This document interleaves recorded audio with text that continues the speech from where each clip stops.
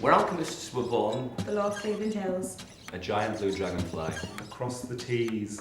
Reminds us every night we built the world.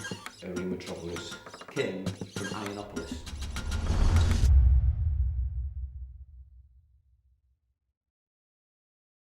Just before we leave Middlesbrough, by the way, I'm sure you saw that survey this week which said that Middlesbrough was the worst place to live in England and Hartlepool was the 20th worst. I thought it was upside down, to be absolutely honest. Look, this is not a rant, but the people who compile this tosh, no disrespect, are the type that go north of Rickmansworth only when they go to the Edinburgh Festival Fringe, and they think that everybody in the north lives in Coronation Street-style terraces. They're the type who buy skinny lattes and, call their mushy peas guacamole. They're the sort who go out to the Ganges on holiday so some bearded bloke can sit them cross-legged and teach them to relax. They're the sort they're the sort who use their Blackberries in the silent carriages on British Rail, and they have Baby Shambles as their ringtone.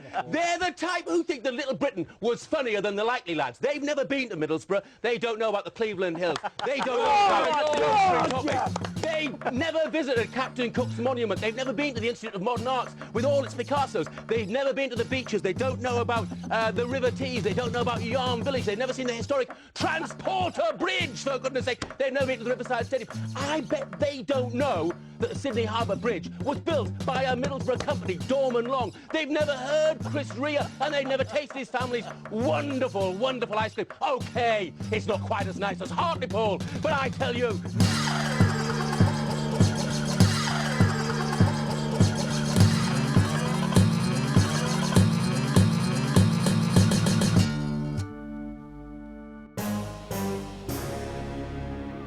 Probably the worst place to live in the UK.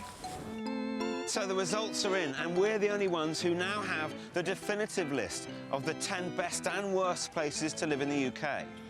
After the location programme, we were voted the worst town to live in England. It was absolutely devastating. I laughed at some of it annoyed me. I'm struggling to find the word for it, but I don't know how they can say it's the worst place to live in Middlesbrough if they haven't lived here. As a piece of television, it was very, very badly produced. I noticed that the images that they were using to portray the area, a number of them weren't from Middlesbrough. There was Stockton, there were Redcar, there was South Bank, there were nothing to do with Middlesbrough whatsoever. They used out-of-date statistics, incorrect statistics. You've got students who might have been thinking about coming up here, and that might have swayed them not to come up here. We need investment, and if there's a perception out there that Middlesbrough isn't a great place to live, that isn't going to help. And lots of people from the private sector, public organisations were really up in arms and said, we've got to do something about this because Middlesbrough's got great strengths. So we formed a little group and set up a completely new campaign, Love Middlesbrough. It's really great. I work with the football club, the university, Middlesbrough College.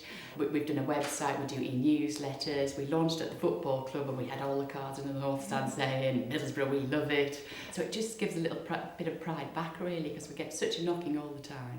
I think wherever you go in Europe, you find sort of two views of Middlesbrough. One, it's a smoky place that makes things, and another that it's got what used to be a Premier football club.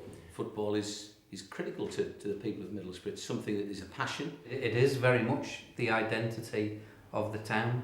The big disappointment at the moment is that Middlesbrough are not in the Premier League because since 1998 they had an unbroken run in the top flight, and that gave not only recognition throughout this country but with all the TV coverage, shots of scenes of Middlesbrough winning football matches in the top division in this country were filmed and shown right the way around the world. So it was a great way to project what's good about Middlesbrough. I don't think we have a very good image outside, probably. And initially, when I was at university, the first thing that people would do would put on a daft Geordie accent.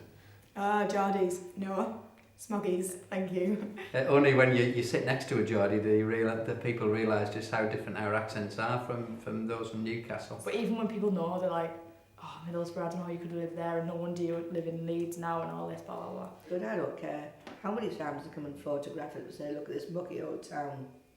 We're glad to use our iron and steel, weren't they? I don't think maybe enough's made of like our industrial heritage, the fact that the steel from Dorman Long that made that Transporter Bridge is the same steel that made Sydney Harbour Bridge and things like that. Because if you go across Sydney Harbour Bridge, you see Dorman Long written on the inside of it. You think, from old Middlesbrough, that.